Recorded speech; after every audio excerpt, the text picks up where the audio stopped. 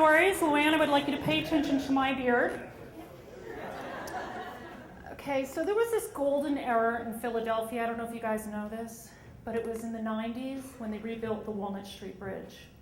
And it was a golden era for pedestrians and cyclists because there was an actual bridge that when they were done working on it, you could walk across with no traffic, and it was awesome. The only thing that was bad for me was that I now lived in South Philly and I didn't use that bridge, but this particular night, I'm walking home to my old neighborhood to meet some friends for a drink and just hang out in the middle of the week after work at Penn. So I'm walking, and it's just when we changed the clock, so it's dark, but it's not too late. And there's a nip in the air, like that horrible Philadelphia, stenchy summer weather is over. And I'm walking, and if anyone knows the Walnut Street Bridge, there's a hill, a slight hill, and it crosses the Schuylkill River and then crosses over into Center City.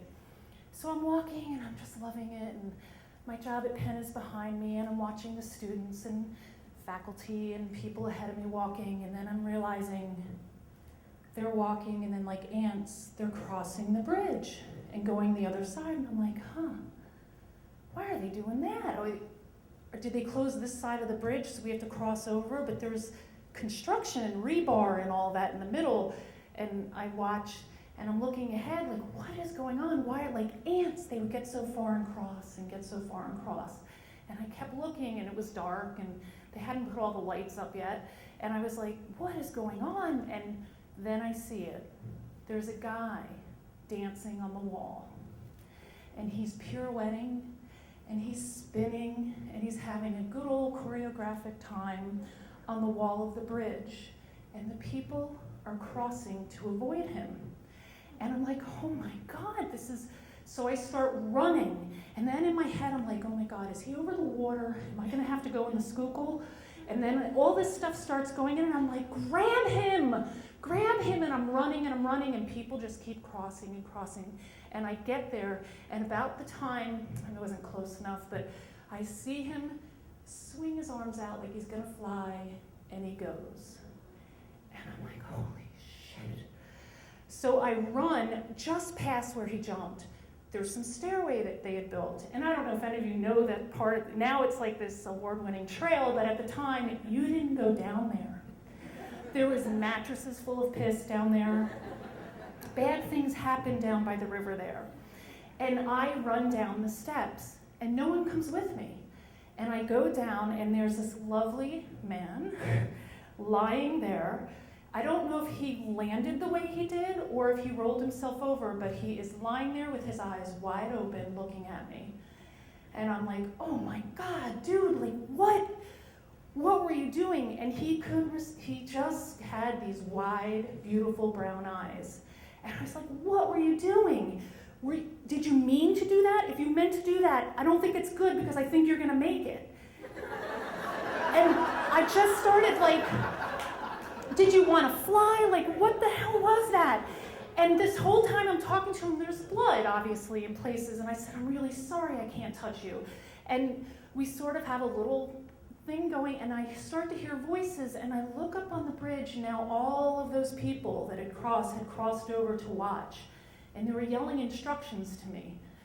Check for his breathing. Check to see if he can move.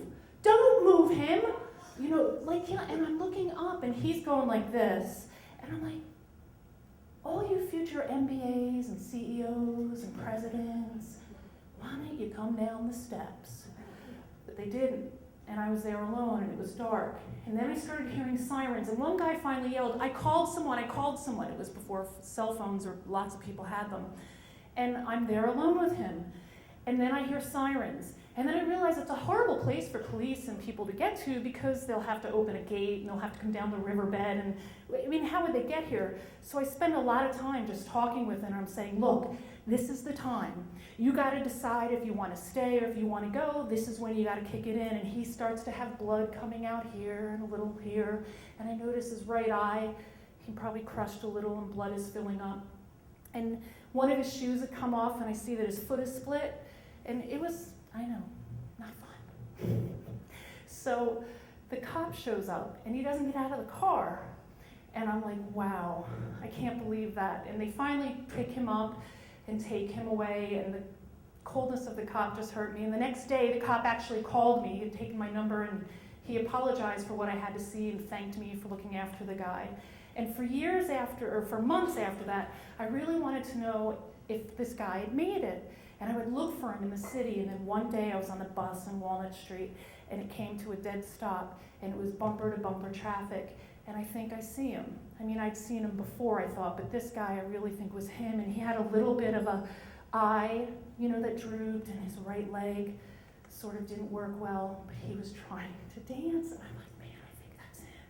And when my bus went forward, I made eye contact with him, and he looked at me with those big eyes, and then he went like, I'm gonna fly.